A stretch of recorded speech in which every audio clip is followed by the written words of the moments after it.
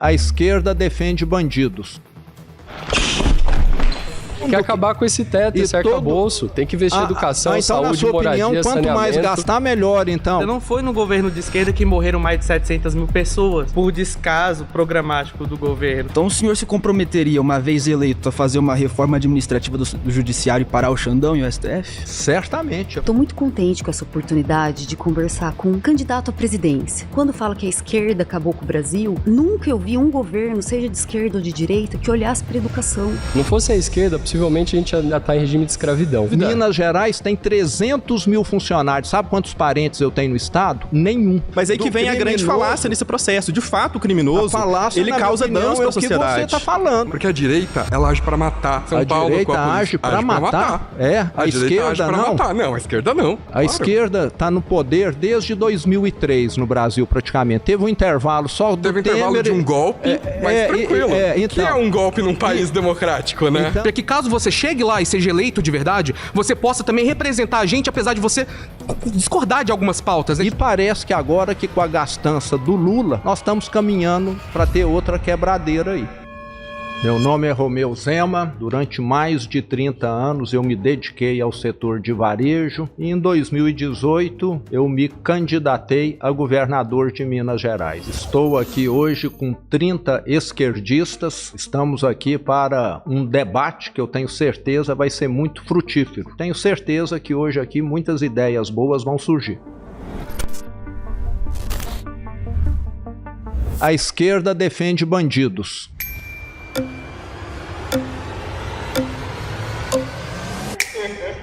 Você, Kevin, antes de você falar, eu quero fazer aqui umas pontuações. Primeiro, o tema da segurança pública ficou muito em evidência aí no dia 28 de outubro, quando teve aquela operação no Rio de Janeiro, e nós, governadores de direita, ficamos assustados, porque uma operação para combater criminalidade e o presidente Lula simplesmente negou disponibilizar equipamentos, os blindados, para que o governador Cláudio Castro pudesse atuar. E hoje no Brasil, qualquer um está aí no Google, em qualquer lugar, nas redes sociais, que olhar o mapa do Brasil, vai ver que a criminalidade nos estados que têm governadores de esquerda é, em média, o dobro daquela dos estados governados pela direita. Então, o que eu escuto sempre aí, e que é a minha visão hoje, é que a esquerda parece que defende bandido. E tem a declaração do Lula, né? Que traficante é vítima, né? Que isso, para mim, é algo que ele soltou, depois ele até tentou consertar, mas na hora do natural ali é que a pessoa realmente fala a verdade. Mas vamos escutá-lo. Não, entendido. Para começo de conversa, eu sou de esquerda sim, mas eu sou comunista, o que significa que eu não tenho simpatia alguma pelo governo Lula. Bom, sou Kevin, tenho 26 anos, sou metalúrgico e decidi participar desse debate porque está chegando o ano eleitoral. Infelizmente é a única época onde se debate política. Eu vim fazer minha parte, né, nessa guerra ideológica, representando minha classe. Em segundo lugar, eu acho que não é a esquerda que está pedindo anistia para golpista por aí, né? Ameaçando parar o Brasil. Tá. Então, agora vai continuando sobre a defesa de bandidos. Inclusive, nos governos de esquerda, por exemplo, Rio Grande do Norte, morei lá, Bahia, são governadores do PT, mas que eles absorvem o mesmíssimo populismo penal e as mesmas políticas de segurança pública que envolvem apenas aumentar ostensivamente o efetivo da polícia, como se isso fosse adiantar algo. Então não adianta. Então você concorda comigo de que a segurança lá está indo mal. Quando os governadores de esquerda, entre aspas, estão pecando na segurança pública, é muito pelo contrário, é justamente por se alinhar a esse discurso de direita, de que precisa... na prática, a governadora Fátima Bezerra... E os de direita, aonde que eles estão alinhados, então? Que a criminalidade está baixa em São Paulo, em Minas, Santa Catarina, a criminalidade Paraná. de São Paulo só cresce. A gente teve recorde de assalto celular. Mas você pega... Eu tô falando de estatística, de estatísticas,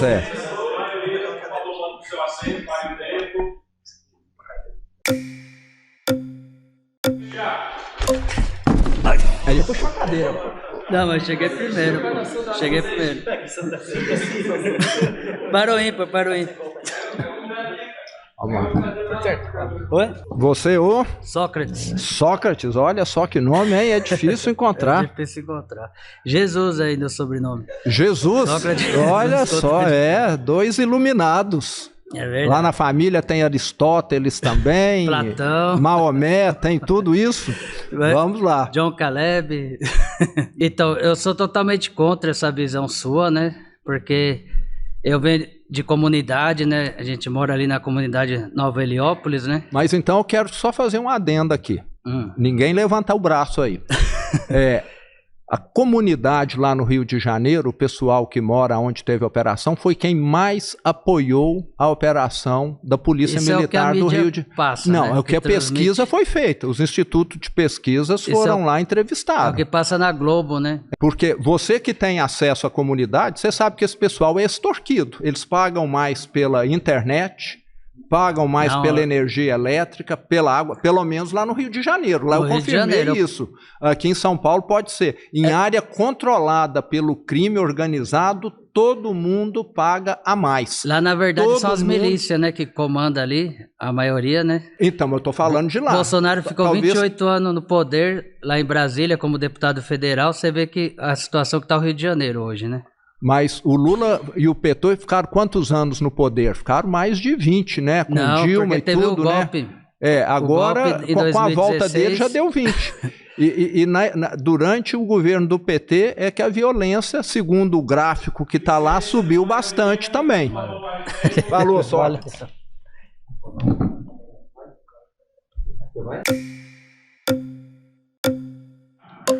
Opa, foi tranquilo? Foi tranquilo.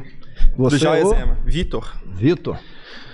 Eu queria começar, Zema, dizendo que... Vamos falar aí, a esquerda defende bandido, que é a ideia que nós estamos. A sua fala, ela, em primeiro lugar, é uma falácia. Infelizmente, ela não contribui para um debate mais produtivo, porque existe, de fato, um grande debate importante em segurança pública que deve ser levantado, que é onde nós combatemos a segurança. Sou Vitor Andrade, tenho 26 anos, componho a coalizão de políticas públicas baseadas em evidências e decidi participar do debate por conta do descaso que muitos governos de direita têm tido com a ciência aqui no Brasil e feito uma falta de representação do que realmente seriam ideais do liberalismo. A direita, e esse é o grande problema que a gente levanta aqui quando a gente fala, sobretudo dos governos de direita no Brasil, elas têm enfatizado muito o combate do crime no varejo, que são as operações que ficam muito famosas, como a do Rio de Janeiro e etc. Só que isso é muito pouco quando a gente fala em combate à criminalidade e um combate eficiente. E aqui tem um certo negacionismo da ciência da segurança pública nesse processo todo. Por quê? Porque quando a gente fala em combate à criminalidade, existem 3 pontos que são fundamentais de serem trazidos aqui. Um é a questão de nós, de fato, termos pessoas atuando para que haja mais oportunidades para aqueles que operam e fazem com que o crime diminua. Tá certo. Nós também temos que enfatizar aqui outra coisa muito importante, que é as pessoas que trabalham com segurança pública, de fato, terem ações que sejam efetivas e não simplesmente ações que vão gerar algo midiático, mas que, na prática, não mudam a realidade. Oportunidade, equipe policial e... E a outra questão que é muito importante, que é o manejo ao longo do tempo. Porque não adianta nada você fazer uma operação se não houverem recursos e meios para que a gente tenha a longo prazo uma política que seja realmente eficaz.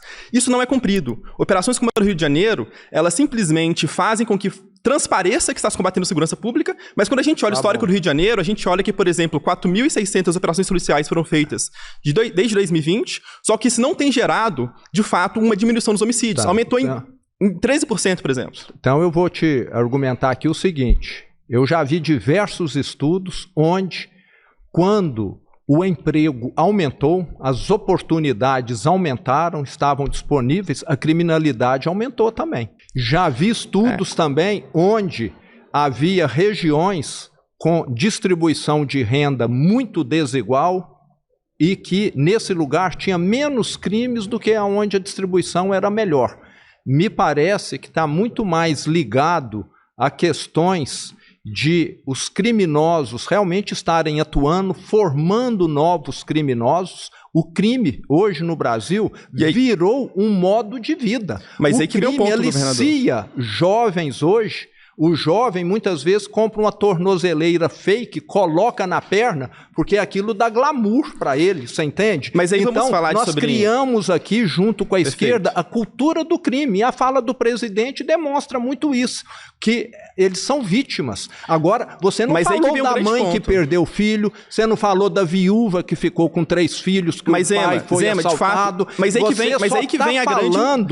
vem a grande falácia nesse processo. De fato, o criminoso, ele causa danos para a sociedade. Você tá falando, mas ele causa danos para a sociedade e, de fato, isso é verdadeiro. A grande questão é o meio que nós vamos fazer para ter um combate efetivo ao crime organizado. Em Minas Gerais, vamos falar de Minas, por exemplo, em Minas a gente teve aumento de 5% das mortes dolosas. Nós tivemos, por exemplo, um aumento das facções criminosas. Eu sou mineiro, infelizmente eu tenho percebido o aumento do PCC lá em Minas Gerais. Isso por quê, Zema? Porque você trabalha, juntamente com a lógica de outros governadores, do combate no crime no varejo. E não trabalha, por exemplo, com outras ações que seriam muito importantes. Eu criei 1 milhão de empregos. Eu criei na minha gestão 1 milhão de empregos já. 1 milhão de empregos foram criados desde que eu assumi o governo de Minas. Então como é que você explica, 1 milhão de jovens... Mas como você explica o aumento das facções criminosas em Minas Gerais? O aumento do PCC, por exemplo. Eu olho a gente teve aumento de 50%, Zema, então, dos tráficos de droga em Minas Gerais. Vamos pegar as estatísticas. Você não falou que eram os governos de esquerda que geravam o crime? Por que em Minas Gerais a gente compara tem Minas com Bahia, compara Minas com outros estados da esquerda, você vai ver o tanto que Minas está melhor. E eu estou falando de estatística. Zema, a gente está falando do governo que é muito aquém daquilo que deveria ser. Não, eu estou falando de estatística. Não. Então, depois a gente vai mostrar os dados. Os gráficos. A criminalidade na minha gestão em Minas só caiu ao longo do tempo, você entendeu? Tem um processo muito importante. E nos estados do PT só tem subido. A gente teve uma queda nacional de 11%. A gente teve uma queda nacional de 11%. Em Minas, a queda foi de 12%. Estatisticamente falando, não é relevante essa queda em Minas Gerais, porque, inclusive, a gente tem explicações muito boas para essa queda. Agora, uma mudança da demografia no Brasil, nós tivemos uma mudança no formato de crime, isso você não comenta, Zema. Tem uma porque série existe um combate de crime que é muito especial, que é o combate do crime digital. Ok. Valeu.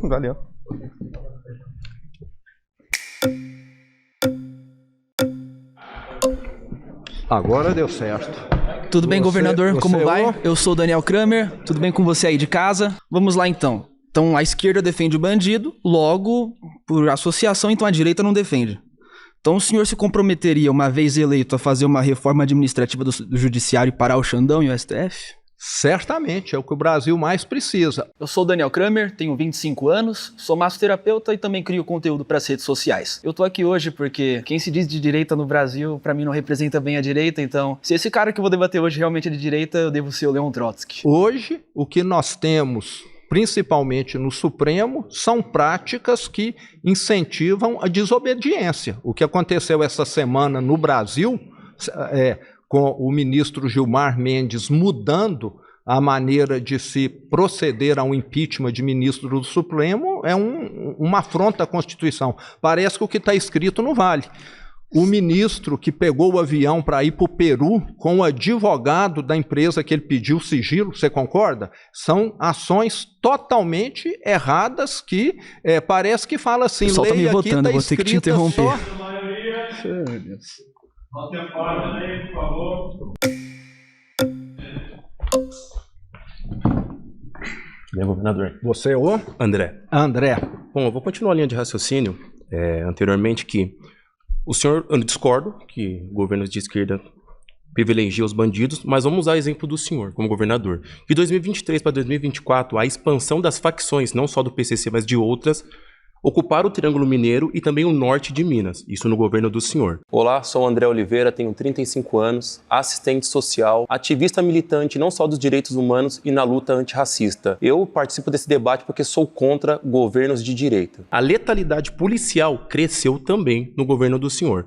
Com isso, a gente conta também que a falta de recurso e aplicação do senhor na área social, na área da educação, contabilizou também nesse aumento da criminalidade e dessa taxa de letalidade. Recentemente nós vimos a Polícia Civil tendo problemas com o senhor, protestando também com o seu método de governo. Então, parcialmente ou diretamente, o seu governo favorece os bandidos.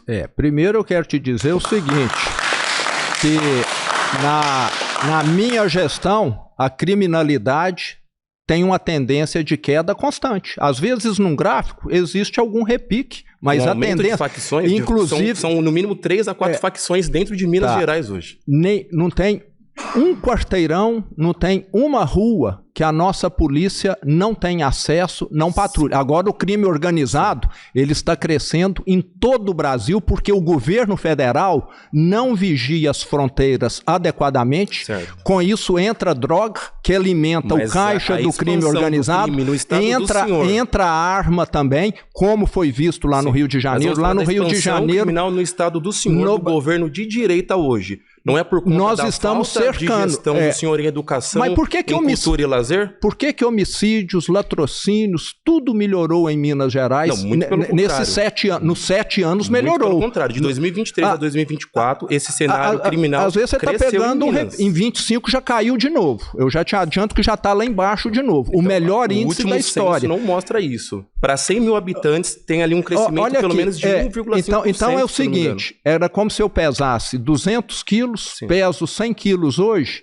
e teve uma semana que eu ganhei 500 gramas, é a única que você está enxergando. A todas as outras eu melhorei, você entendeu? Então acho que nós temos de olhar o todo. O ponto é, a esquerda defende bandido. Então vamos agora por que na o Lula não deu blindado? Por que o Lula não deu blindado? Está deixando o crescimento da bandidagem no seu estado. Então, eventualmente, o senhor também defende. As estatísticas demonstram o contrário. As estatísticas em Minas demonstram o contrário, que nós estamos... Você pegou lá, igual eu falei, você pegou o dia em que quem está emagrecendo comeu um pouco a mais, aí você falou... Muito pelo contrário. Então fica para você. De 2023 a 2025, a expansão criminal cresceu em Minas Gerais e o senhor investiu...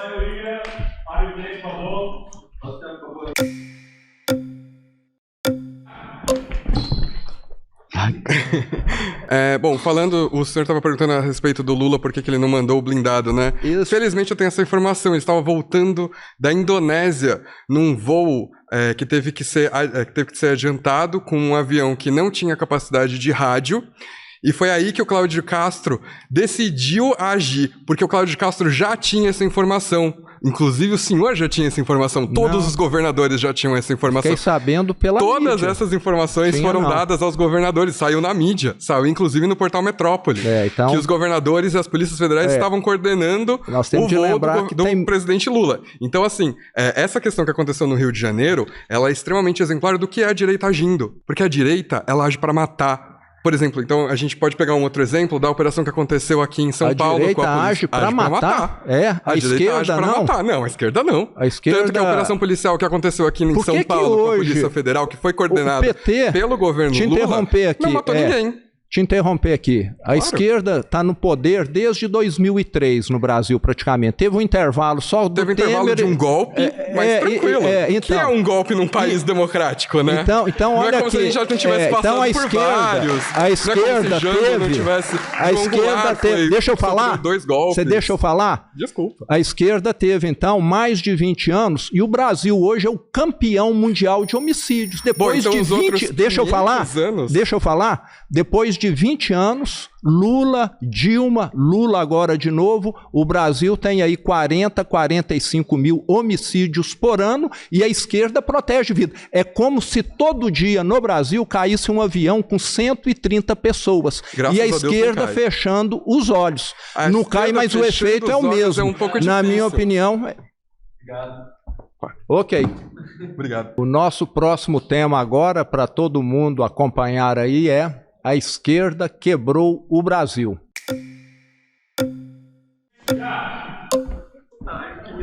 Tá aí de novo. É muita gente. O nome? Kevin Santos Barbosa. Kevin, antes de você falar, eu quero fazer aqui meu comentário sobre esse tema aqui. Não sei aqui, pelo menos o pessoal que é um pouquinho mais velho aqui, que não é tão novo, vai lembrar de 2015 e 2016. 2015 e 2016, o Brasil teve a maior recessão da história. Nós, ao final de 2016, tínhamos aqui 13 milhões de desempregados, o maior número que já teve na história. Isso foi depois do impeachment da Dilma, do Petrolão, do Mensalão, da mala de dinheiro, da refinaria de Passadina e de um punhado de outros escândalos. E o interessante é o seguinte, Nesses 2 anos, 2015 e 2016, o Brasil foi o único país do mundo que engatou marcha ré. O mundo inteiro crescendo. É como se numa sala de aula todo mundo tirasse 8, 9 e passasse de ano. E o Brasil tirou nota 2 e foi reprovado. E quem estava à frente era o PT. Agora tem um detalhe extra ainda. Eu assumi Minas Gerais em janeiro de 19. Peguei um estado arruinado pelo PT. Folha de pagamento paga parcelada em 3 vezes. 13º não se pagava. Repasses para as prefeituras não se fazia. Prefeito renunciando, prefeito suicidando em Minas Gerais. E parece que agora que com a gastança do Lula, que continua, nós estamos caminhando para ter outra quebradeira aí. Bom, eu acho que chega a ser engraçado, né, todo esse pânico com questão fiscal por parte da direita, dizendo que o Lula está gastando isso e aquilo, sendo que na prática, em 2023, ele aprovou um arcabouço fiscal, que é uma versão piorada do teto de gastos de Temer, que é muito mais restritiva ainda por cima. Inclusive sobre quebrar o país e destruir o país. Eu acho que, como é que eu vou dizer, não foi a esquerda, não foi no governo de esquerda que morreram mais de 700 mil pessoas numa pandemia por descaso programático do governo. Não foi durante o governo de esquerda que se privatizou a Vale do Rio Doce, que inclusive essa privatização desembocou naquelas tragédias que houveram em Minas Gerais. Então não foi num governo de esquerda em que se privatizou praticamente, se tornou autônomo o Banco Central do Brasil. Então não importa se eu votar no senhor, votar no Lula ou no Léo Périx, vocês não vão ter controle direto sobre a política monetária do país. Eu acho que quando você tira essa chance do povo decidir sobre a política monetária do país, você quebra o país. Então, mesmo que você queira fazer uma reforma, por exemplo, aprofundar o neoliberalismo, se essa não for a agenda do Banco Central, que agora é autônomo, como é que você vai conseguir? Não, eu quero que o Banco Central zele pela moeda, e não que o Banco Central seja subserviente ao executivo, ao presidente, como sempre foi. O Banco Central ter autonomia é coisa de país civilizado e desenvolvido. E antes era subserviente. Não existe um país no mundo fora que tem isso aí.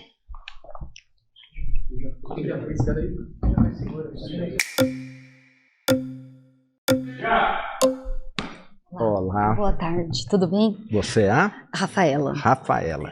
Senhor Zema, eu tenho, tô muito contente com essa oportunidade de conversar com um candidato à presidência. E eu sou professora há 22 anos, sou professora de geografia. Comecei no Estado e eu saí agora do Estado, exonerei, porque eu fui fazer o doutorado. Sou doutora em geografia. Parabéns. Muito obrigada. Bom. E o que eu queria dizer para o senhor é que, como é difícil ser professor nesse país. Olá, meu nome é Rafaela Locali, eu tenho 43 anos, sou professora de geografia há 22 anos e eu aceitei participar desse programa porque a minha preocupação real é com a educação, é com a qualidade de vida dos professores e a situação que a gente tem em sala de aula, que não é fácil. Eu até me emociono porque eu passei tantas dificuldades na minha vida e eu sempre estudei. Por ser mulher é mais difícil entrar em colégios bons, em cursinhos. Hoje, graças a Deus, eu dou aula em bons colégios, em bons cursinhos, que é um ambiente muito masculino.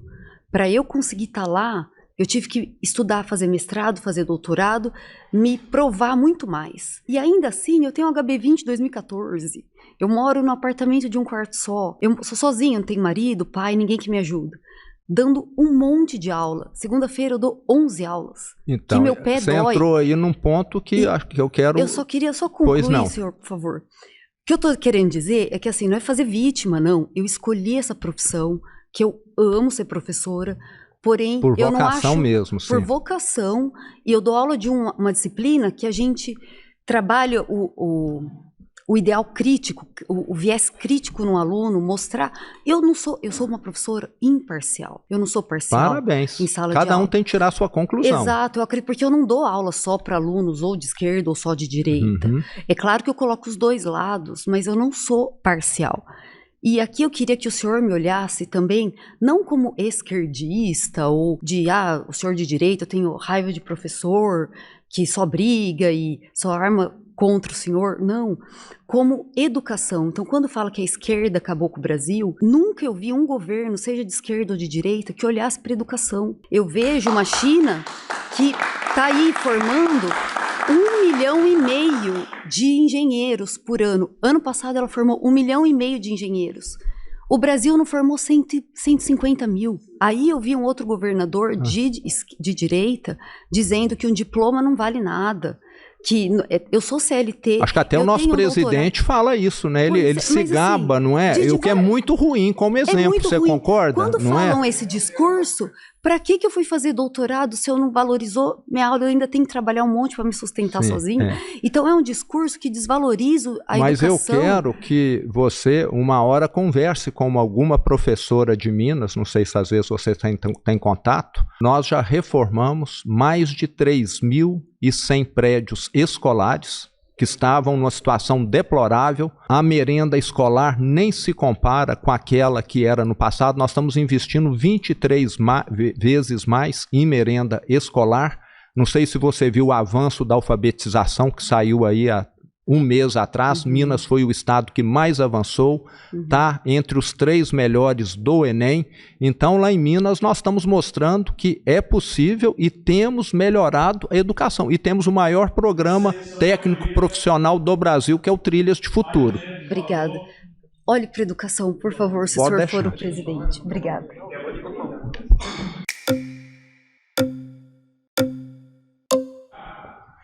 Epa, você é o primeiro. As pernas compridas, né, Zema? Qual o nome? Luiz. Bom, Luiz, nós estamos falando aqui de que a esquerda quebrou o Brasil e parece que vai quebrar de novo. Sua visão aí. Queria só trazer uma perspectiva histórica. Posso? Pode. Nunca tivemos esquerda dominando o Congresso do Brasil. O senhor sabe disso até melhor que eu. O Brasil, desde a época da invasão colonial, monarquia, período ditatorial do Estado Novo, ditadura, sempre direita. Mesmo quando o Brasil entra num período desenvolvimentista, quem está lá no Congresso? A direita. Bom, meu nome é Luiz Felipe, estou aqui de novo, dessa vez para falar com um político e não com um empresário. Eu sou professor de geografia, tenho 36 anos e hoje a ideia é mostrar que os políticos também têm que prestar conta para a população e pensar na perspectiva histórica aí do papel tanto da esquerda quanto da direita para construir um caminho democrático para o nosso país. Ruralista, povo que herdou latifúndio, a galera que tá lá no Getúlio Vargas, Leonel Brizola, ela bem para a área não foi nosso presidente, né? Lá, infelizmente, se tivesse mas chegado muito influente, ali, você concorda? Vargas teve uma política populista, mas também não tinha Congresso. Quando o Lula entrou no poder, o senhor se lembra, né? O pessoal mais velho aqui do recinto, o vice dele era do PL, lembra? Não é uma coisa interessante que o vice do Lula era do PL? Era um mineiro lá. Ele teve que se vender, né, para a direita para conseguir minimamente ter um governo de coalizão. E o Lula, ele é um cara de um partido que se posiciona centro-esquerda, mas a gente está numa lógica que é capitalista. O mundo é capitalista. Por isso a gente está falando de esquerda-direita, não capitalismo e comunismo. Então é por isso que não dá certo, então? É porque não adotou a regra da esquerda. Muito pelo contrário. A questão é um processo. A gente não está num processo que tem começo, meio e fim. Ele está sempre em desenvolvimento. É um período de transição. Não fosse a esquerda, possivelmente a gente ainda está em regime de escravidão. Por isso a esquerda tradicionalmente luta contra o racismo, luta contra o machismo, luta contra a homofobia, luta por educação pública, por saúde pública. Coisa que o senhor me conhece, se eu estiver errado, é contra, por conta de uma política privatista. Não da garantia de direitos coletivos, mas de privilégios particulares. É isso que a direita defende. A esquerda não. Tem bandido na direita, tem bandido na esquerda. Lamentavelmente, eu concordo com isso. Tem competência na direita, tem competência na esquerda. Não vou nem falar no centrão porque já está implícito. Agora, a política social da esquerda parte também de uma concepção de mentalidade, filosofia, que vem lá do iluminismo, de direitos iguais, de combater uma hierarquia do pobre explorado pelo rico. É isso que a esquerda vem construindo década após década, século após século. Então eu quero agora fazer aqui um posicionamento para você e para os colegas aqui. A esquerda fala que devemos, e eu concordo, que devemos dar oportunidades iguais para todos. Sem dúvida. Agora, dar oportunidades iguais para todos, pelo que eu sei, não vai fazer com que todos fiquem iguais. Não. Eu conheço uma família o conceito da equidade. Em que um filho que foi criado pelo mesmo pai e pela mesma mãe é padre e o outro tá condenado, tá preso porque já matou 2 ou 3, você trazer entendeu? Direitos diferentes para pessoas diferentes é o conceito da equidade. Eu ajudo mais quem precisa mais. Por isso o governo precisa investir em quem precisa mais. Por isso o rico paga mais imposto para que o pobre possa estudar e comer. Agora a esquerda... Por isso o empresário vai ter que pagar mais imposto para que a gente possa investir, por exemplo, em reforma agrária e produção de alimento no campo. O Brasil é um país pobre, em que as pessoas passam dificuldade. O Brasil é um país riquíssimo, mas cheio de pobreza. Cheio de pobreza. E por que os políticos da esquerda, quando viajam para o exterior, levam comitiva de 200 pessoas mostrando relógio? É uma questão diplomática. Eu particularmente me incomodo muito com isso. Mas o senhor gostaria que um presidente usasse calça de moletom e chinela havaiana no Palácio do Planalto? Mas precisa usar um sapato de 15 mil reais, um relógio de 200? Você acha que precisa? É uma ostentação de consumo que também me desagrada. Eu acho até que eu tenho mais patrimônio que o presidente. Nunca comprei e nunca vou comprar. Mas no dia que eu usar isso agora, sem a menor necessidade. E no dia que eu ganhar eu faço questão de repassar para uma instituição que precisa, uma instituição de caridade, você entendeu? Porque eu acho que quem é de esquerda deveria dar bons exemplos. Sem dúvida. Minas Gerais tem 300 mil funcionários. Sabe quantos parentes eu tenho no estado? Nenhum. Mas não é mais que a sua obrigação, com todo o meu respeito, governador. Todo mundo da esquerda leva... Mas temos que criticar essas pessoas também. Eu concordo em grau número gênero com o senhor. Me parece, eleição democrática, esquerda e direita, disputando partidos sem nepotismo, sem vantagismo. A esquerda democrática defende absolutamente isso. Por isso, mas não é o que está sendo praticado. O fim do financiamento privado de campanha, o fim de bilionários se sustentando para ocupar cargo público. O senhor sabe que a esquerda defende isso, governador. Agora, por que esse governo deixa esses juros tão altos por causa da gastança? É Galípolo, é o Banco Central que tem autonomia, que o senhor acabou de defender. Mas o Galípolo coloca os juros altos. Os juros lá embaixo. O governo gasta muito. Opa! Mas para ganhar dinheiro do dinheiro que está lá investido, de banco público emprestando dinheiro a juros. Isso é política de mercado. Isso é um governo de esquerda do PT governando de acordo com o mercado. Isso é por causa da gastança. É por causa da gastança do PT. O governo tem que gastar. Tem que acabar com esse teto, esse arcabouço. Tem que investir em educação, então, saúde, na sua moradia, opinião, quanto mais gastar, melhor, então. O país que tem a maior dívida pública do planeta, governador, é os Estados Unidos. Então tudo bem. A China não fica muito atrás. Se o Estado não investe em infraestrutura, o país não se desenvolve. Se o Estado não traz igualdade e justiça social, depender do bom senso, do empreendedor bonzinho que vai gerar emprego, não funciona. Na hora que o juros subir para 50% ao ano e todo mundo quebrar, na rua e país paralisado. Aí o governo vai acordar. Aí o governo tem que respeitar a vontade popular. Deixa eu te falar aqui uma coisa. Protestar agora deixa eu falar. Sem tomar porrada da polícia, que é a abordagem da direita. Você deixa eu falar agora? Por favor. O Brasil...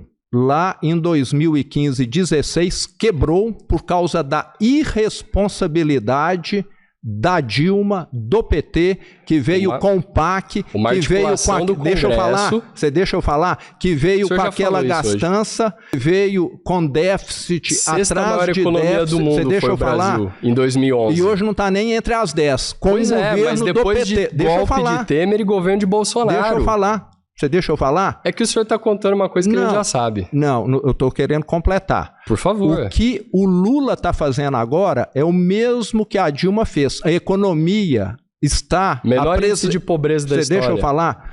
Então é isso. Menor índice de pobreza da história através de anabolizante. Isso é que tem que ficar claro. O efeito colateral vai vir daqui a pouco. O efeito colateral é a reforma trabalhista do Temer que destruiu as garantias sociais que a esquerda conquistou com muita luta.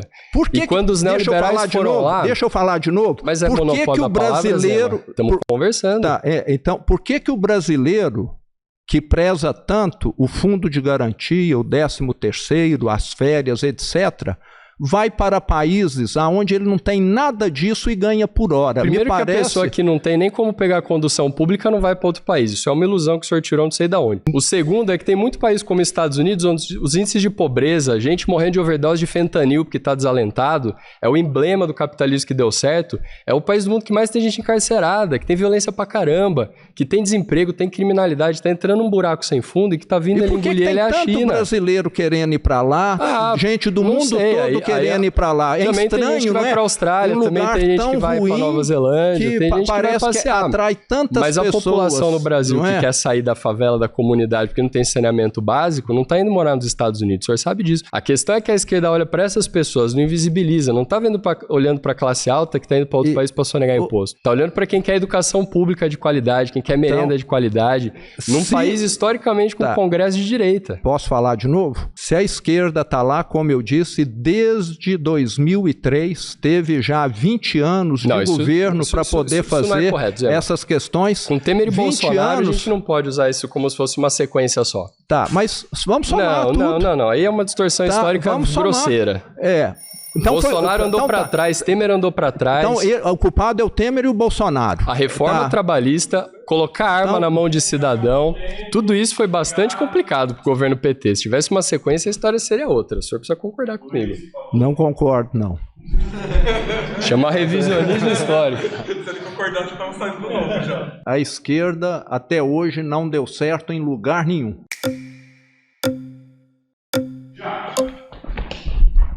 Relógio marcando. Bom, se a esquerda não deu certo em lugar nenhum, então a gente precisa apagar a Rússia do mapa, juntamente da China, Vietnã, Laos, apagar simplesmente praticamente todo o continente africano, porque se existe algum continente africano, se existe uma inovação na China, se existe um lugar onde as pessoas possam morar, as pessoas possam trabalhar, e a gente acha a China um país exemplo, tanto que o Brasil é o maior importador e exportador, tem a China como seu maior parceiro comercial, né?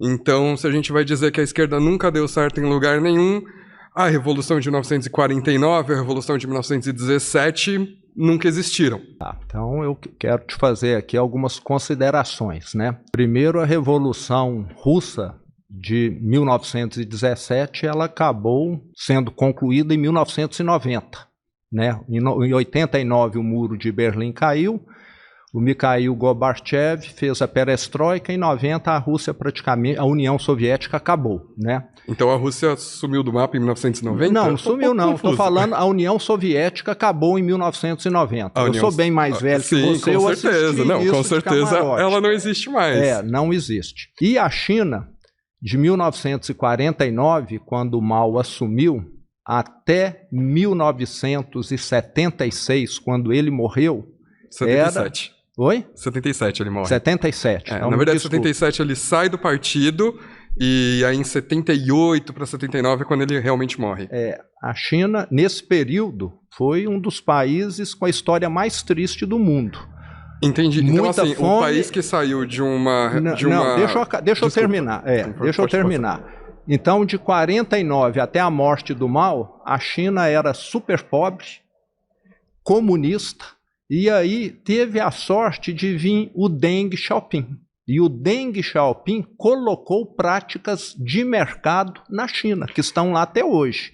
Hoje, a China tem grandes empresas, tem grandes marcas. São todas privadas? Só uma dúvida. São privadas com participação do Estado. A Huawei é uma empresa privada? A Huawei é coreana. Não, a Huawei não é. A Hyundai é coreana. A Huawei é uma empresa chinesa, onde 99% dos trabalhadores são os donos da Huawei. Isso. E 1% pertence ao Estado. Então, a gente chama uma empresa privada, onde 99% é dos trabalhadores. Mas vamos deixar aqui bem claro, tudo com prática de mercado, tudo com investimento que tem um acompanhamento das melhores práticas de gestão. A China hoje, eu já estive lá 2 ou 3 vezes, é um país capitalista. Sim, sem dúvida nenhuma. Pode ser que essa empresa até tenha alguma participação estatal maior, mas as outras grandes empresas da China... Como, por exemplo... Várias outras, as fabricantes de automóveis... A BYD, por exemplo, é 60% do governo chinês. Mas tudo com gestão privada. O governo, às vezes, até pode ter. O governo pode ter até 100%, mas sem interferência política, que é o que ocorre aqui no Brasil. Mas aí vale a gente lembrar que a China, antes de 1949, passou pela longa marcha, onde de 1917 até 1949, o Exército Vermelho...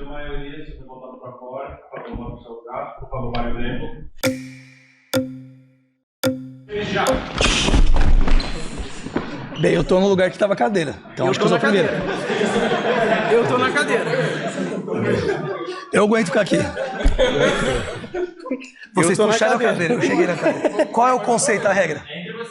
Quem chega na cadeira primeiro? Eu tô na cadeira. Tira um para o ímpar aí, então. Para o ímpar. Quem chega na cadeira. De acordo com a Zé. Não cheguei na cadeira. Eu tô sentado na cadeira. Não, me puxou na cadeira, sentei.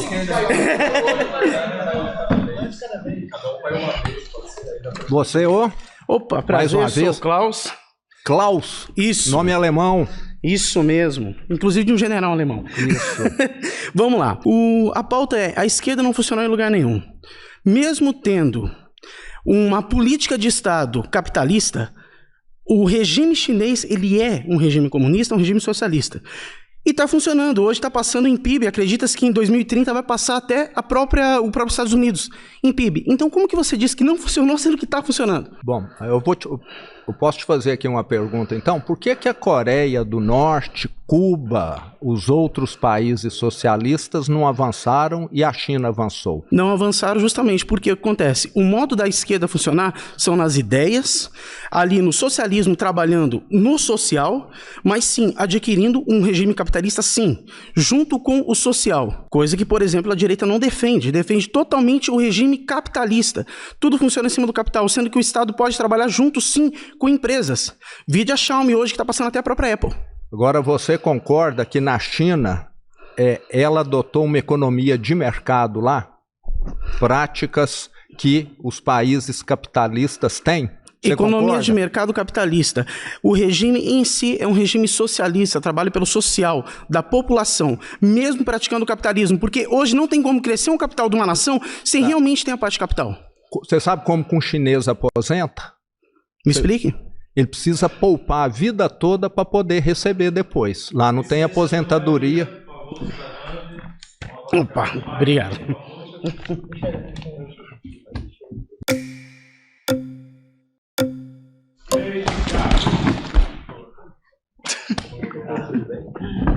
Boa tarde, tudo Você, bem? Eu sou o Tomás. Muito Tomás, prazer. Tudo Sim. bom, Tomás? Bom, eu queria primeiro dar uma indicação aí para quem está assistindo a gente. Acabou de sair um livro muito interessante da Isabella Weber, que chama Como a China Sobreviveu à Terapia de Choque. Boa tarde, gente. Tudo bem? Eu sou o Tomás Lucchesi, eu tenho 21 anos, sou estudante de Economia na USP e vim aqui participar desse debate para mostrar que a esquerda é o único campo político que consegue oferecer respostas para as necessidades reais das pessoas. Explora exatamente essa questão de como a China, diferentemente de países como a União Soviética, que adotou o consenso de Washington, adotou as políticas neoliberais que eram defendidas na época, e ela teve uma economia em termos sociais, em termos de indústria, em termos de todas as coisas que você consegue considerar, todos esses indicadores caíram. Enquanto a China, ela de fato teve uma abertura de mercado, essa abertura de mercado então, foi você necessária. Você já está concordando com alguma coisa que eu falei. Com certeza. Práticas de mercado. Práticas de mercado. Só que na China não existe oposição, historicamente falando, entre mercado e governo, entre mercado e sociedade. Eles entendem que o mercado é uma forma que você precisa conciliar as coisas que são essenciais para a população com as coisas que são caras. E você precisa fazer uma regulação dessas duas coisas conjuntamente. Sim. Tem nesse livro que eu estou indicando, tem um debate, um tratado muito interessante do século 4 ou 5 a.C., que é o debate sobre o sal e ferro, que o sal e ferro eles eram monopólios estatais na China já 4 ou 5 anos antes de Cristo. E aí o debate era exatamente se eles iam virar empresas privadas ou se eles iam continuar na mão do Estado. E aí quais eram as considerações? As considerações eram a função social. Muitos debates que a gente está tendo hoje em dia já foram tidos pelos chineses 500 anos atrás. Então eles estavam tendo discussões sobre considerações sociais, sobre eficiência, sobre custo dos serviços e dos produtos, né?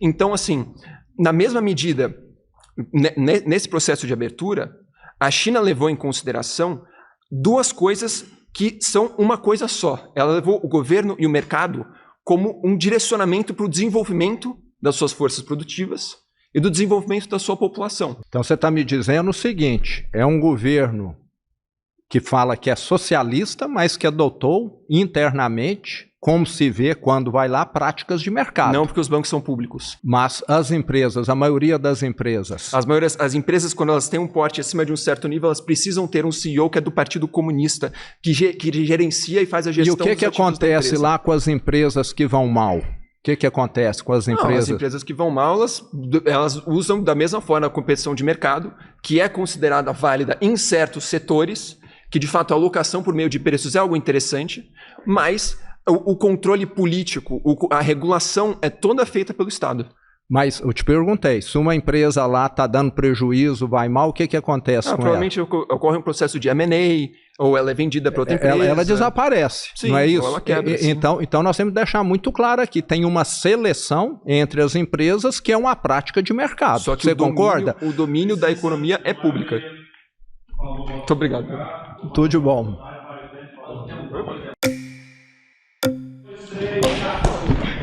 Opa, agora... Opa. Quase quebrei. Deu certo agora. Você Denis Grilo. Denis Grilo. O Grilo é porque eu falo demais, eu sou neurodivergente, sou TDAH, então eu comecei a ficar ali pulsando. Então Seguinte, vamos lá, Denis. bora pra responder essa pergunta. Quando os amigos começam a falar sobre a esquerda ter dado certo ou não, o que me preocupa é o seguinte... Quando você fala assim, não deu certo em lugar nenhum. Aí já vamos nos referenciar. O capitalismo destruiu os oceanos. O método de consumo, ele deixa a gente mais individualista, mais egoísta. Por exemplo, a minha pauta, que é a de neurodivergência, é muito afetada por conta disso. Porque muitas vezes por conta do mercado, o capacitismo vem forte. Na educação, que sou professor, então, nossa, terceirização da educação é destruição total. Então vamos lá. Quando eles falam dos exemplos de dar certo ou não, é muito aberto, porque, por exemplo, Karl Marx, você falou sobre o método de produção. A confusão que existe aqui é que o método político do socialismo não em si tem a ver com o método de produção. Até porque o guru da esquerda é Karl Marx. Karl Marx diz que o método capitalista era o bom para a produção e tinha que ser superado.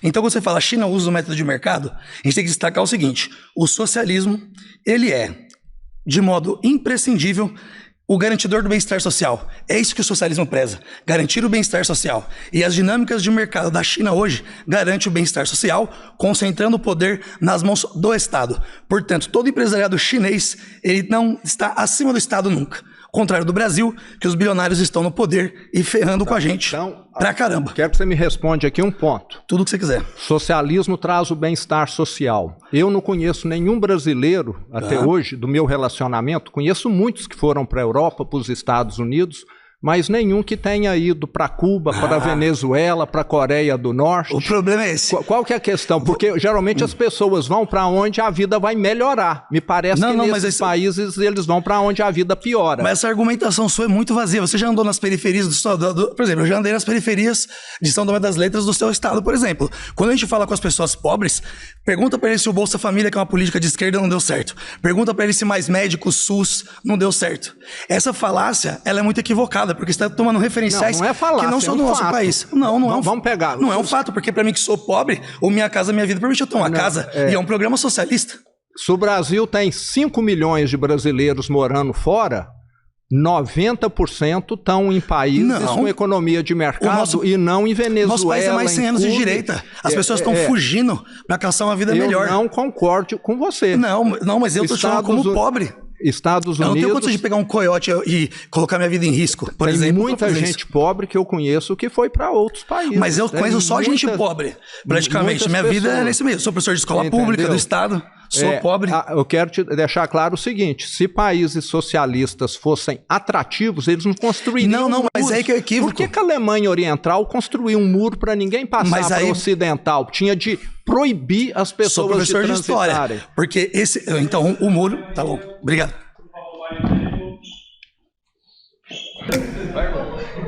Obrigado. Opa. Prazer. Você é o? Pedro Porto. Pedro. Sim, senhor. Sou um cearense residindo no Rio e alguns rapazes aqui em São Paulo? Rapaz, tendo a honra de pensar em Brasil, né? A gente veio para isso, então alguns amigos foram muito bem pensando em algumas pautas internacionais, mas acho que a gente pode pensar dessa esquerda funcionando bem no nosso país, no debate da brasilidade. Eu, particularmente, sou um trabalhista, e o trabalhismo tem história para contar enquanto a melhor educação que já apresentou para esse país, de uma vanguarda educacional, da educação integral, e mais do que isso, na pauta econômica. Eu sou Pedro Porto, tenho 26 anos, sou segundo suplente de vereador na cidade do Rio de Janeiro, e eu decidi vir hoje porque eu acho que é fundamental a gente ter espaço para debater Brasil, brasilidade e o projeto nacional. De 30 a 80, e aí misturando os eixos políticos, mas tendo um start no trabalhismo brasileiro, a gente teve o Brasil sendo reconhecido enquanto essa marcha que hoje a China é vista. Todos os cenários prospectivos, a gente tem inclusive o Cheng, o nosso amigo deu uma outra bibliografia muito boa, acompanha aí o Chutando a Escada. Isso explica por que os países que já se desenvolveram ensinam pra gente que é país de terceiro mundo ou subdesenvolvido, governador, de por que a gente não deve fazer para se desenvolver. Mas vamos lá. Por favor. Por que a esquerda não deu certo? Ela, igual nós já falamos aqui, tem que ficar claro, né? Na China ela está dando certo porque é um país que adotou práticas de economia de mercado, onde as decisões são descentralizadas e não que ficam centralizadas lá num comitê central que acha que sabe mais do que todo mundo. Discordo, governador, mas eu acho que isso inclusive é superficializar muito. Tem tantos países fazendo essa receita liberal de descentralização, de liberalismo, não alcançam os resultados da China. A gente tem que entender o que tem diferente nesse case de sucesso aí para a gente poder copiar, colar. Mas trazendo para o nosso país, novamente, acho que a China, eles vão resolver os problemas deles. Vão descobrir a nossa esquerda. Acho que, inclusive, eu fiquei até desconfortável. Fui chamado de esquerdista aqui. Eu sou um nacionalista. Sou um homem de esquerda, mas um nacionalista. E, inclusive, governador, enquanto até um eleitor, eu fico muito embasbacado de ver esse nacionalismo que vai no 7 de setembro e presta continência para a bandeira americana, que vai no momento ali, com todo respeito. Mas é de verdade uma curiosidade que eu tenho para entender como que funciona essa perspectiva do nacionalismo aqui que defende... eu defendo a soberania do Brasil e eu só presto continência para a bandeira brasileira. Entendeu? Em 2023 teve uma situação de... Eu sou até cearense, apesar de estar morando no Rio, e teve a situação daquele comentário do bloco Sul-Sudeste para rivalizar com o consórcio Nordeste, que ou me parece um divisionismo ou uma ideia velha sobre o Nordeste, que hoje apresenta a melhor educação do país, é um eixo de turismo, é um hub de fibra. O que nós fizemos foi copiar o Norte e Nordeste. Eles fizeram uma associação de estados que já funcionava bem, e o Sul e o Sudeste não pode fazer? Inclusive tivemos uma reunião recentemente, entendeu? Aí veio essa narrativa de que nós queremos um Brasil melhor, tem que ficar muito claro. Até o seu lugar presidenciável ter essa perspectiva do divisionismo até me surpreende, mas na forma como é colocada, surpreende, porque a gente vê um sinal daquele e a gente entende até que parte que o nordestino ainda é vista nessa perspectiva retrógrada, né? Velha mesmo, no sentido nordeste. Proporcionalmente, pasme, a região Nordeste cresce no PIB proporcionalmente maior do que o Sudeste nos últimos anos. Sabemos disso. E tem a melhor educação integral do país para apresentar como nota. E que continue avançando. Então, na realidade, eu vejo nessa... Falou.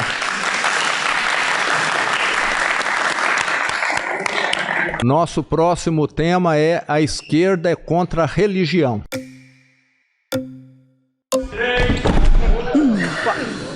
Cuidado aí. Desculpa, amigo. Seu nome de novo? Denis Grilo. Denis. Nós vamos falar agora que a esquerda é contra a religião.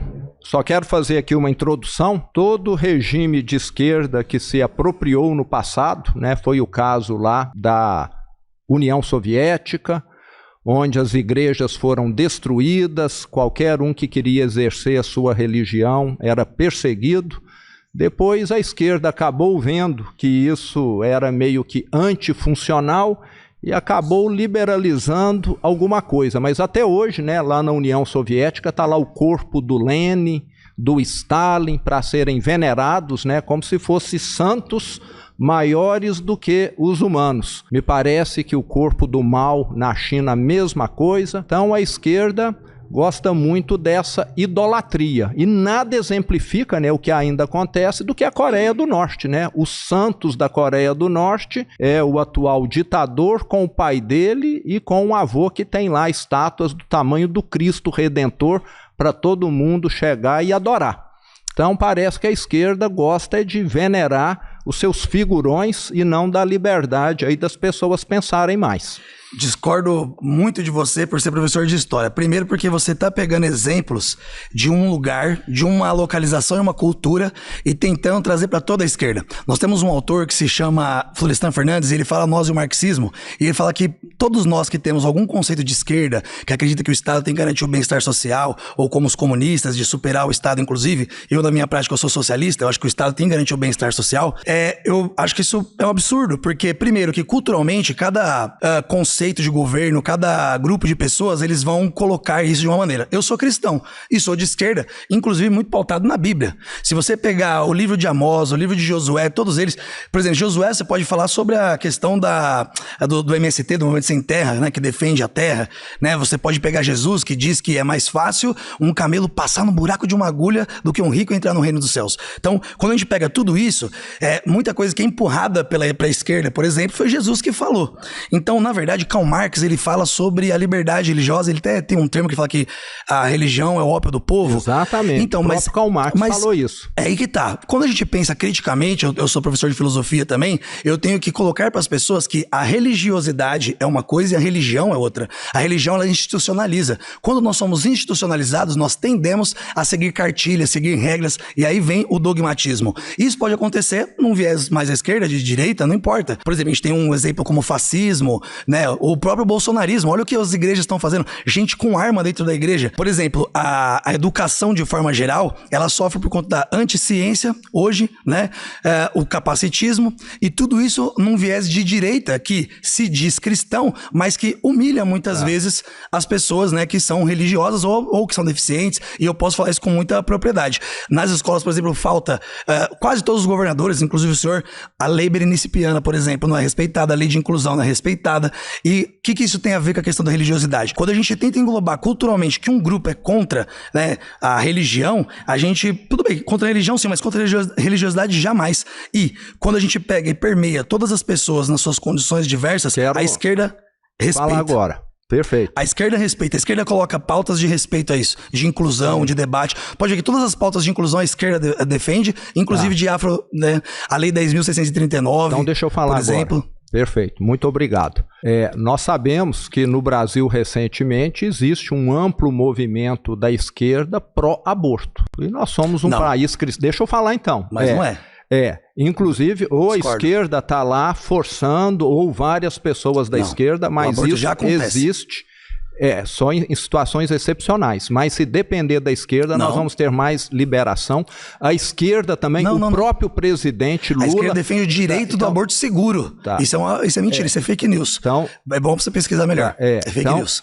Nós temos o presidente Lula, que é simpatizante do grupo terrorista Hamas lá eu não no posso falar pelo Lula, né? Eu sou de esquerda, mas ele é só uma outra pessoa da esquerda, né? Essa referência não é legal. Que você falar que eu defendo o bandido, eu não defendo. Ele realmente parece assim que tem um posicionamento que também agride um país que é feito de cristãos. Não, então, peraí. Os judeus não são cristãos, né? Inclusive há um problema gigantesco com isso, porque o sionismo não tem nada a ver com Jesus Cristo, né? Aliás, eles não defendem isso. Eu não tô nem falando de judeu, eu tô falando de um grupo que estupra e mata. Entendeu? Eu não tô falando disso. Mas o ponto é, quando você fala do Hamas, ou você fala dos grupos que são contra o Estado Islâmico, a gente tem que colocar nessa pauta.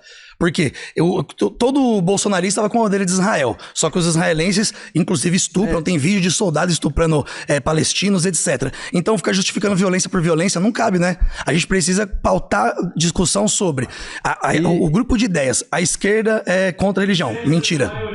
Obrigado. Aí o David falou... Não deu não, paizão. Boa tarde. Boa tarde. Você ainda não tinha vindo, não, né? Ainda não. Você é Sou Eric, vim de Minas para poder conversar com você um pouquinho. Opa! Veio de onde, Eric? Sou de Contagem. Então tá lá. Podemos começar? E tudo bem? Me chamo Eric Belico, tenho 28 anos. Trabalho como consultor estratégico de negócios, trabalho também com comunicação política e eleitoral. Eu acredito que os ideais que Jesus trouxe na Terra, quem mais segue, quem mais preocupa com o pobre, com a classe baixa, assim, é a esquerda. Eu acredito que na narrativa a gente pode ter uma conversa sadia e talvez mudar mesmo esse estereótipo e trazer mesmo a reflexão para um representante de direita que quer ser presidente para poder pensar também na classe trabalhadora. Vamos lá então. Então, por que você acha que a esquerda é ou não é contra os valores cristãos? Eu acho que é totalmente o contrário disso, né? Se a gente pegar a passagem de Jesus Cristo, eu te falo hoje como um catequista te falando isso, tá?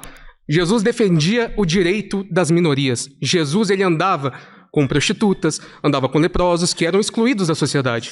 Né? Então, se a gente for pegar, assim, a parte que mais preocupa com a questão de assistência, né, mais assistencialista, qual ideologia o senhor acredita que vai mais para esse lado?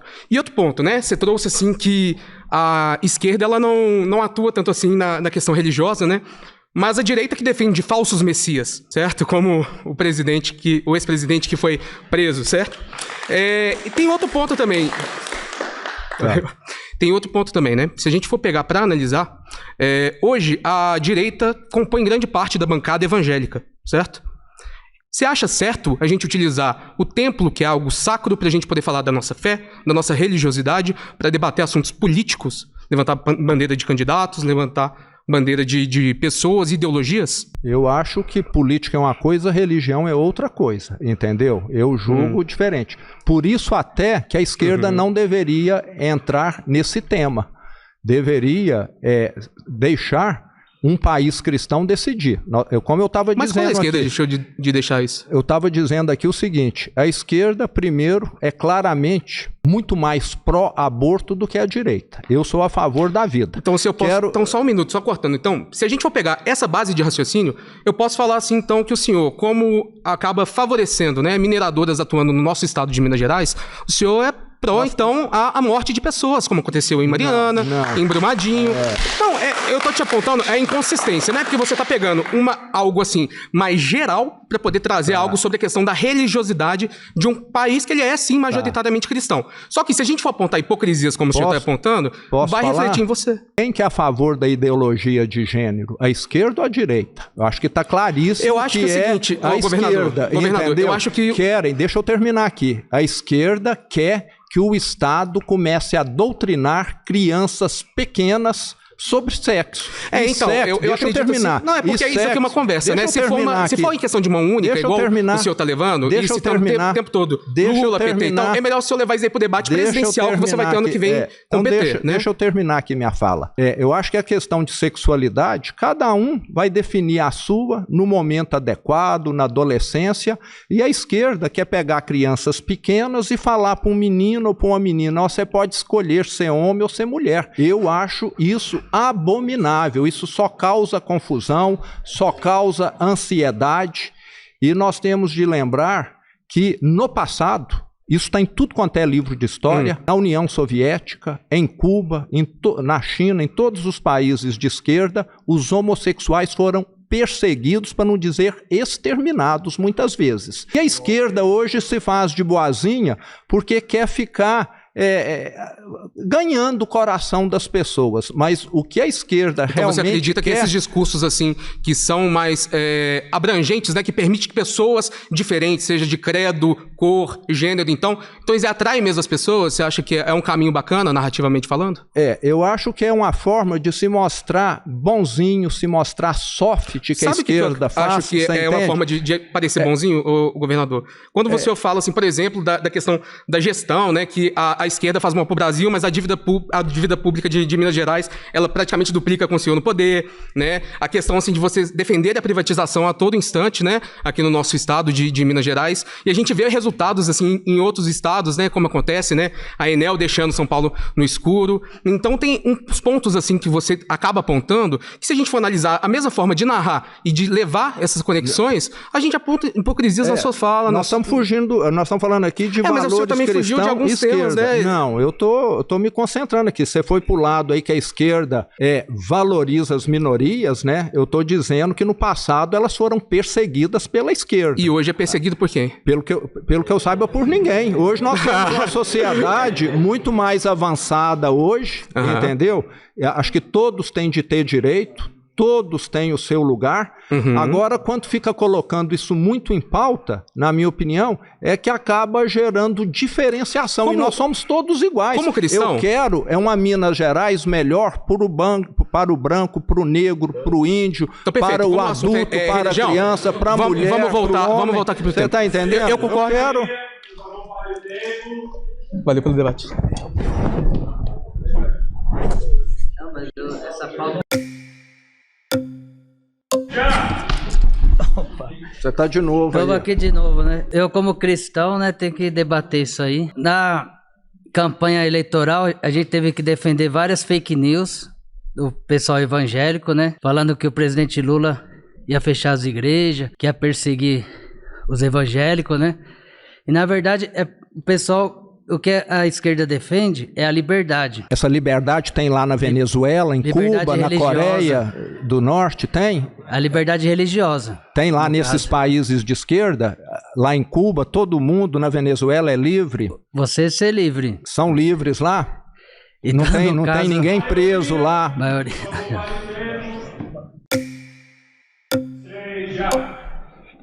Foi tranquilo agora. Sim.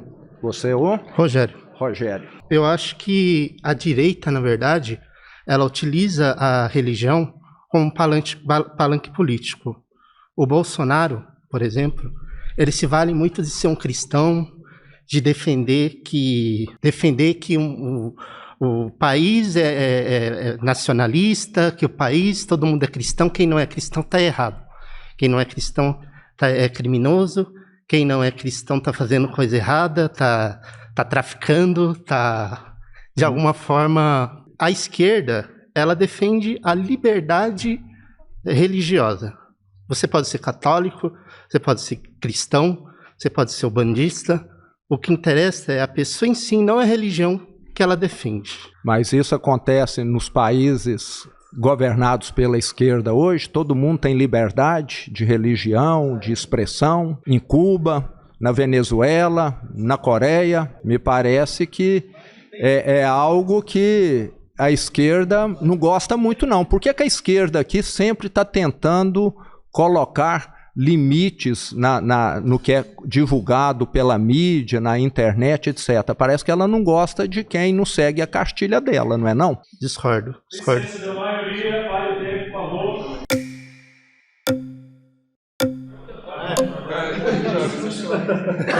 A gente democracia, né? Não pedimos reportagem. Democracia sim. Você já veio? Não. Você ou? Sou o Fernando. Então, bem-vindo, Fernando. Vamos lá. Obrigado. Então, governador, eu acredito que essa afirmação que o senhor fez anteriormente, ela não é verdadeira. Até porque a questão da religião, todos os governos de esquerdas que a gente teve, eles sempre foram todos abertos. Muito pelo contrário do que o governo de direita faz, principalmente com os evangélicos. Hoje eu tenho parentes na minha família do qual eles me tratam mal, porque eu não tenho um lado político exatamente, mas é que eu acho errado o que eles fazem na igreja. Você vai na igreja e você vê um pastor falando, o governo de esquerda quer acabar com a gente, e isso não é fato. Você vê que existe essa segregação. Mas você não acha que isso é por causa de algumas posições da esquerda, como com relação à ideologia de gênero, que causou isso, com relação a uma série de pontos? Todo o comportamento de esquerda está muito mais alinhado a Cristo. Mas aborto, você acha que... Então, mas essa questão do aborto é como tudo que a direita faz, eles transformam uma coisa, porque assim, existe o aborto que é seguro, o aborto que é necessário. Agora você, uma pessoa que é estuprada 12 anos, você defender que essa criança tenha uma outra criança, isso você achou correto? É a questão de proteger, às vezes, assassinos, confessos que estão aí soltos, porque a lei é extremamente leniente, que foi muito proposta e aprovada, incentivada pela esquerda. Eu acho que isso não tem nada a ver. O que acontece é que as igrejas hoje, principalmente, na maioria evangélicas, elas usam esses espaços para falar de política dentro da igreja, sendo que, na verdade, tudo que é defendido pela esquerda é praticamente, em outras palavras, tudo que está na Bíblia. A Bíblia defende corrupção, como nós já tivemos aí, né, lá em 2015, 16, como eu citei agora. Estamos tendo com os velhinhos do INSS agora também. Então, e o que o senhor achou, por exemplo, daquele pastor que falou aquilo que falou na frente do Flávio? Eu não estou dando razão aqui para ninguém. Eu tenho as minhas convicções aqui. Ok. Valeu, obrigado. Valeu. Bom, nosso último tema agora é um tema... o pessoal com certeza vai achar aqui que é bastante polêmico. O MST é terrorista.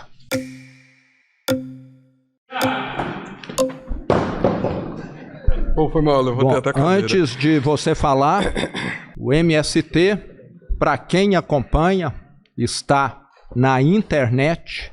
São dezenas e dezenas de vídeos que mostram o MST invadindo propriedades privadas, com pessoas lá dentro, agredindo, destruindo o que estava pela frente. E eu já vi, isso aconteceu comigo no meu primeiro ou segundo ano de governo, uma fazenda que foi invadida e o MST recruta crianças pequenininhas, às vezes de colo, para levar a mãe, dá lá uma diária para a mãe ficar lá, recruta idosos para que na hora que a polícia chegue lá para ver a situação, eles falam que aquela terra ali é uma terra que aquelas pessoas vão defender. E tem ainda as escolinhas do MST, que pegam crianças pequenas e que desde cedo são, da mesma maneira que o Hamas faz lá no Oriente Médio, são doutrinadas aqui, né, com essa linha, falando que é, né, uma escola agrícola, né, ou escola ecoagrícola, alguma coisa assim. Então, o MST que eu tenho acompanhado, que é o real, não é o que sai na televisão, que às vezes, muitas vezes, só mostra as criancinhas, os velhinhos, é esse. E está aí na internet, muita gente já filmou o MST chegando numa fazenda e... Eu posso fazer uma pergunta para o senhor? Então vamos, quero te escutar. O senhor já foi para algum acampamento do MST antes de ser governador? Já passei em vários, eu andava... Antes de ser governador, o senhor já foi em algum? Eu quero lembrar uma coisa. A minha pergunta é muito simples, sim ou não? Eu passei 30 anos da minha vida na estrada, no interior de Minas. O senhor entrou em algum acampamento? Vi muitos acampamentos. O senhor viu acampamento, o senhor já entrou em algum? Minha pergunta é simples. Já. E abandonado. Só tinha as barracas lá para poder encenar. Tudo encenar. O que eu vi foi encenação. Encenação, o senhor entendeu? Acha que essa encenação, isso foi em que ano, mais ou menos? Deve ter sido 2000, 2005, por aí. 2010. Tem uma diferença muito grande entre 5 anos. 2010. Mas vamos supor que tenha sido entre os anos 2000. O que acontece? O MST, ele somente vai para frente das fazendas que são improdutivas. O professor... Então tá na internet o contrário. Pode terminar, sim. Então, o professor Eulbaldo Ribeiro, que era um professor de geografia da Universidade de São Paulo, que faleceu faz pouco tempo, ele tinha um estudo extremamente importante que mostrava que 80% das terras no Brasil são improdutivas. E isso faz muito sentido. Quando a gente pensa, por exemplo, no preço do alimento aqui no Brasil, o senhor acha o preço do alimento no Brasil justo, sim ou não? Eu acho que as famílias aqui sabem falar melhor. Eu acho caro. Todo mundo hoje reclama, então, não é? Exatamente. Reclama. Por que o alimento é caro? Se a gente tem 80% das terras improdutivas, porque essas terras são preparadas para o gado. Essas terras são preparadas para a fazenda pastar e não para as famílias plantarem. Toda vez que a gente tem um latifundiário, toda vez que a gente tem um latifúndio, a gente a gente remove a possibilidade do pequeno agricultor, do camponês pobre ir lá e realmente trabalhar na terra. Por quê? Porque essa terra está sendo abandonada justamente para fazer o quê? Para fazer a especulação imobiliária. É muito mais vantajoso para um latifundiário ter uma terra improdutiva, uma terra parada, ou até uma terra queimada, como a gente teve em Mato Grosso. Não sei se o senhor gostou do calor que a gente teve aí nos últimos anos, mas uma grande parte disso é porque os latifundiários queimaram as suas próprias terras para poder passar pasto depois. É assim que o latifúndio age, e é justamente assim que o latifúndio tem lucro. Porque o gado dá muito mais lucro do que a produção pequena. Quero falar agora. O governo federal é o maior proprietário de terra do Brasil. E tem o INCRA, que é o órgão... Se você contar Deixa eu falar agora. Sim, claro. E tem o INCRA, que é o órgão responsável para poder fazer a reforma agrária. Sim, o maior proprietário. Quem compõe o INCRA? Então, essa é uma pergunta interessante, o senhor sabe? Então eu queria que o INCRA... A minha pergunta é essa, o senhor sabe quem compõe o INCRA? Quem está dentro da diretoria do INCRA? Eu sei que ele é o responsável pela reforma agrária. Os diretores do INCRA são latifundiários. Tá, então, os diretores do INCRA são todos donos de terra. Mas o presidente é do PT há 25 anos. Então, o órgão que é responsável por fazer a reforma agrária é de parte dos latifundiários, que são quem controlam e quem tem interesse em manter aquela terra desocupada. Então eu queria que você colocasse na internet depois, colocar lá invasões o senhor pode pesquisar do MST, método de ação do MST pelo Prédio Stedley, que é o presidente do MST no Brasil. Que é um terrorista, é um terrorista. Se o Pedro Stedley é um terrorista, então eu sou 3. Eu só quero fazer 2 perguntinhas. Obrigado. Você o? Henrique. Eu sou carioca, mas eu cresci no estado do Pará. Lá a gente teve muito problema de grilagem de terra, muito problema com agro, muito problema de desmatamento, de queima. Você conhece de perto lá, então? Conheço. O Nortão. Conheço. Inclusive o Movimento Sem Terra. Queria dizer aqui para todo mundo... Qual é a câmera aquela ali? Queria dizer aqui para todo mundo, pesquise Armazém do Povo, perto da sua casa. Tem vários pelo Brasil. Lá você vai conhecer o que é o Movimento Sem Terra, tá? Você pode ser voluntário, inclusive, e ajudar nas entregas das cestas que eles vendem, entendeu? Você pode ajudar o Movimento Sem Terra. Queria perguntar pro senhor, que o senhor estava falando que o Movimento Sem Terra é terrorista. Queria perguntar pro senhor se o senhor tem a mesma opinião de quem chega em locais como o Vietnã, quem chega em locais como o Iraque, quem chega em locais como o Panamá, enfim, vários países aqui da América Latina, quem chega em locais como a Venezuela e tenta impor o seu modo de vida. Afeganistão, com a União Soviética também. E com os Estados Unidos também. Tem vários casos aí, né? O senhor diria que o presidente Trump é terrorista? Não, vamos falar aqui do MST, tá certo? O nosso foco aqui é o MST.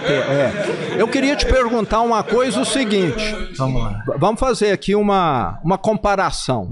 Vamos dizer, você deve ter familiares, uma família grande, como a minha também, né? Geralmente o pessoal no passado tinha 10, 15 irmãos. Eu tenho lá na minha família pessoas que às vezes têm lá imóveis para poder alugar, casa, apartamento, e eventualmente esses imóveis ficam fechados, às vezes improdutivos. Com tanta gente sem casa para morar, veja só. Aí eu acho que nós deveríamos, né, se for nessa lógica, termos também o movimento do sem teto também. Nós temos o MTST, muito obrigado, governador, por lembrar do MTST, que faz as suas ocupações. Temos a ocupação 9 de julho em São Paulo. Conheça, por favor, o MTST. Ninguém pode ter mais uma casa que fique 1 mês, 2, 6 meses disponível para aluguel. Eu acho que não deveria. Não deveria, justo, né? Que enquanto tem gente que tem as casas disponíveis e sobrando lá para pessoas morarem, tenha tanta gente, como no caminho para cá do debate a gente vê morando na rua. Eu não sei quantas camisas você tem no seu guarda-roupa. Acho que você deveria ficar com 5, que dá para usar um no dia, e dar o restante também. Mas é o que eu faço, governador. Você faz isso? Sim, eu dou com as minhas roupas.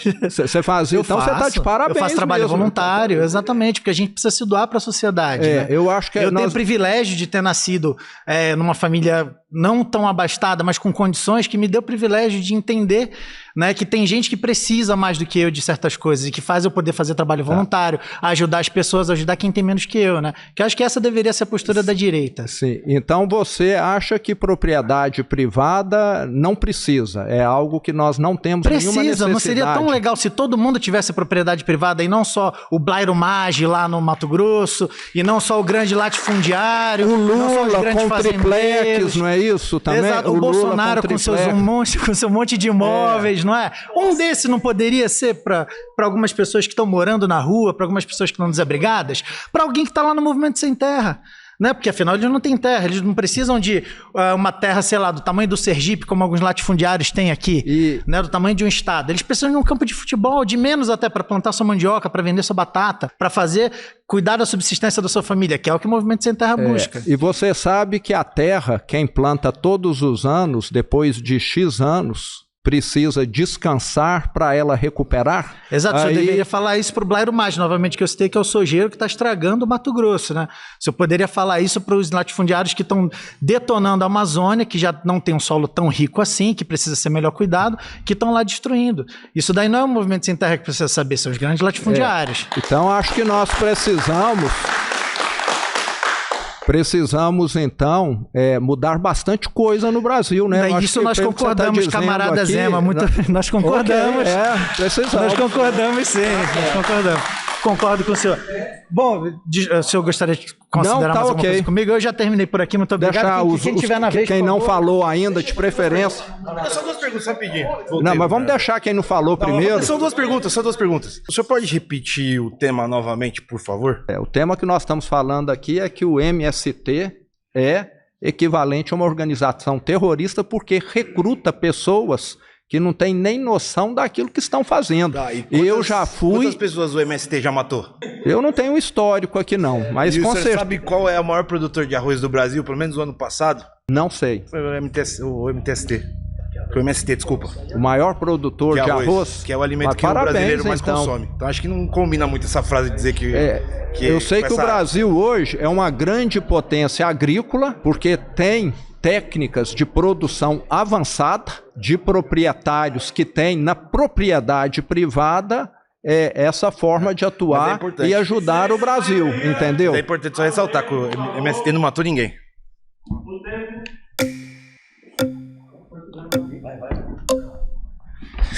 4 minutos ainda. Você, ô?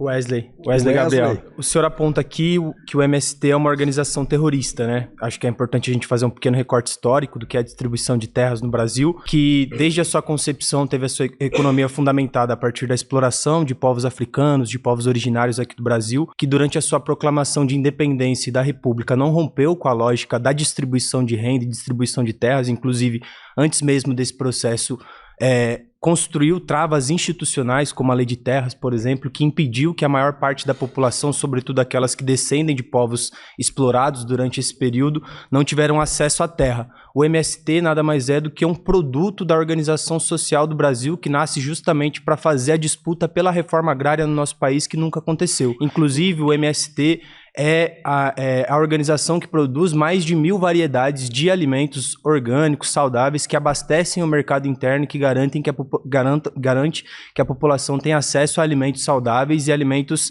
acessíveis ali, diferente do agronegócio, que é importante do ponto de vista estratégico para a economia e geração de emprego no nosso país, mas que é insuficiente do ponto de vista do abastecimento do mercado interno, justamente porque atua no sentido de produzir para exportação, né? Então, eu acredito que o MST, além de ser um produto da organização social do Brasil, é de extrema importância para ressaltar a importância da disputa e do debate sobre a distribuição de renda e de terra no nosso país, algo que nunca aconteceu, mesmo em governos de direita e de esquerda, tendo um recorte histórico, sobretudo, que o Brasil é um país historicamente governado pela direita há centenas de anos, e no pequeno ciclo de desenvolvimento em que o PT esteve à frente do nosso país, ainda assim o Congresso Nacional, a maioria das prefeituras e de câmaras de vereadores eram de direita. Então, atribuir ao MST o papel de terrorista enquanto um movimento que disputa a reforma agrária, que nunca aconteceu no nosso país, é um erro grotesco e uma ignorância em relação ao processo histórico do Brasil. Então, deixa eu falar agora.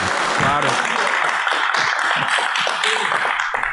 Ainda bem que você falou que a esquerda tem a oportunidade de fazer e não faz, né? Porque a esquerda hoje está na presidência, controla o INCRA, que é um instituto responsável pela reforma agrária, e o governo federal é o maior proprietário de terras do Brasil, e me parece que acabam utilizando o MST como essa massa de manobra, levando pessoas, né, pouco esclarecidas para participar desses movimentos, muitas vezes em troca de valores bem pequenos, mas que as pessoas humildes acabam indo. Eu quero deixar muito claro o seguinte: durante 30 anos eu rodei o interior de Minas, ainda rodo como governador, eu nunca vi nenhuma placa, e olha que eu vou em estradas até de chão, falando aqui o MST está produzindo alimento. A estatística que eu tenho é que o MST não produz nem 0,5% dos alimentos do Brasil. É algo desprezível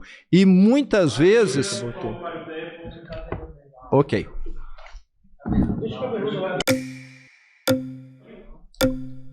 Aí de novo. De novo. O nome de novo que eu não... Eric, isso. Então, repete, por favor, o argumento que você usou para poder falar assim que o MST hoje ele é um movimento assim terrorista. Quase que terrorista, porque invade terras, agride pessoas... Não é que você falou da organização, desculpa. Seleciona figurantes, é como se fosse para montar... Como se fosse o 8 de janeiro? Não, bem diferente, né? Ele leva pessoas idosas... Que também foi um argumento, né? Que tinha os pipoqueiros, sabe, os idosos, né? Leva essas pessoas para quando a televisão chegar lá, ele falar, colocar essas pessoas na frente e mostrar mais ou menos assim, ó, nós estamos aqui fazendo a ecoagricultura... Como a gente só tem só 30 segundos, só queria trazer um ponto. Como mineiro, que você é o governador do meu estado, eu fico decepcionado de você ter uma oportunidade como essa, no canal grande como esse. Você poderia estar falando sobre o ICMS no estado de Minas Gerais, você poderia estar falando sobre as suas propostas, sobre sua visão. Você está utilizando argumentos replicados. Você está debatendo aqui com 30 pessoas de esquerda, você não está debatendo com 30 petistas. A esquerda é muito além de Lula, é muito além do PT, sabe? Você não está utilizando a oportunidade que você tem para poder construir. Eu tenho certeza que as pessoas que estão aqui não estão todo mundo assim só para poder te colocar numa posição demonizada. E sim para a gente poder construir algo junto, trazer argumentos para que caso você chegue lá e seja eleito de verdade, você possa também representar a gente, apesar de você discordar de algumas pautas, né, de ter posicionamentos diferentes. Sim. Mas a forma que você está trazendo, sempre apontando para Cuba, para Venezuela, para o PT, para o Lula... Mas não são os amigos do Lula esse? Mas se eu for falar sobre os amigos, por exemplo, a gente pode pegar o Caiado, que tem ligação da família com o trabalho escravo, né? A gente pode pegar o senhor mesmo que assaltou o terreno lá da sua região. A gente pode pegar inúmeros pontos para poder debater, entendeu? A gente hoje vê no estado de Minas Gerais um combustível bem mais caro que São Paulo. Se você sair daqui, você vai ver o preço do álcool. Isso daí afeta, não é só a gente que é população comum, afeta os caminhoneiros, afeta a população geral. Preço de Minas, eu deixo você pesquisar hoje, o preço de Minas é mais barato do que o de São Paulo. Aqui em São Paulo tá R$3,99 o etanol, e sem falar também a questão, assim, do IPVA, que, né, só a placa preta que tem em Minas Gerais. Começa com você. Estou aqui acabando o debate aqui com 30 esquerdistas. É sempre muito bom enxergar outra opinião. Continuo, né, com a minha visão de que nós precisamos de economia de mercado. Nós vimos aqui que a China está avançando, mas é através de economia de mercado. As pessoas tomam a decisão e não um Estado centralizado que decide tudo, como já aconteceu em diversos países socialistas e ainda acontece que não dão certo. Então fica muito claro, quando as pessoas têm oportunidade, podem se expressar, quando a religião é respeitada, os países tendem a avançar mais rápido no desenvolvimento econômico e social. E é muito bom você ter pessoas que discordam das suas ideias, porque isso enriquece muito o debate. E a última coisa que eu quero ser é dogmático, é falar, eu sou o dono da verdade, porque ninguém é dono da verdade.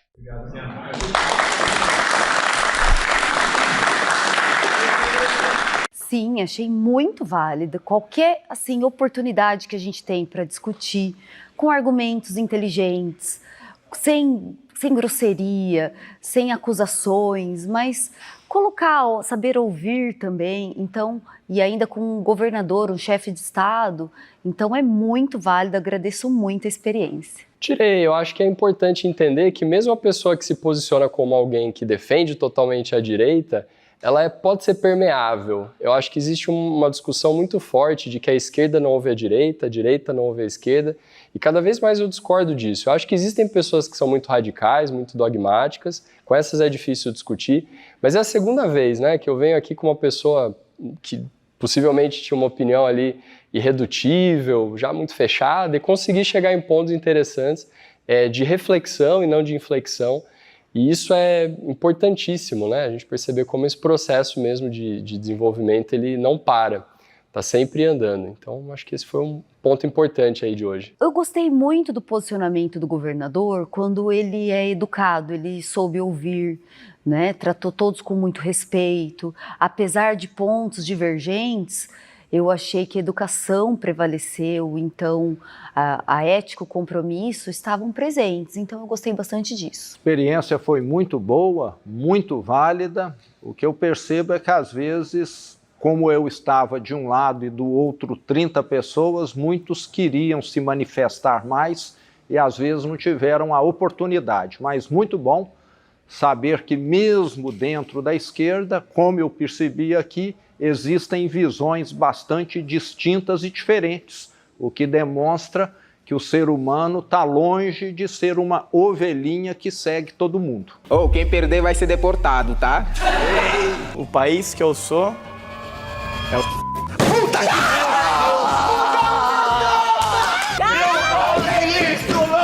que eu te falei pra você colocar isso, eu sabia que esse safado vai fazer isso!